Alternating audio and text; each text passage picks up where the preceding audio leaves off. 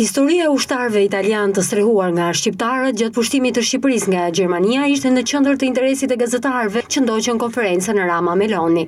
Kjo është një faqe jashtëzakonshme e historisë dhe e marrëdhënieve që tregon pikërisht atë afërsi që ne jemi përpjekur të sjellim në këto dokumente dhe që na e tregon në një mënyrë shumë të thelluar dhe do të ishte një nga shprehjet më të bukura të asaj që është miqësia dhe dashuria, gatishmëria për të sakrifikuar veten për tjetrin, për të rrezikuar veten për tjetrin. Kryeministri Rama deklaroi se Shqipëria mbrojti hebrejt dhe italianë si asnjë kom tjetër gjatë pushtimit nazist. Nuk ka asnjë të dhënë të njohur për një person të vetëm me identitet hebre i cili tu jetë dorëzuar nazistëve.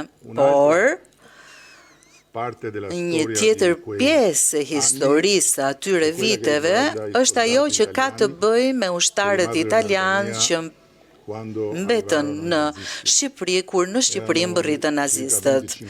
Ishin gati 25.000 u shpëtuan nga shqiptarët. Ndoshta do të ushqej në një farë mënyrë të gjithë ata që i duan fort polemikan, por më duhet të them që italianët nuk janë parë kur dhe as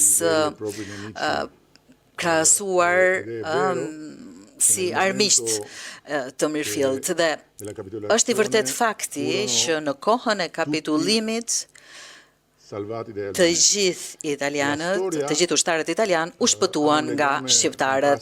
Dhe historia gjatë pushtimit nazist të Shqipërisë në vitin 1943, 25.000 ushtarë italianë u strehuan dhe u mbrojtën nga shqiptarët pasi ndiqeshin nga trupat gjermane.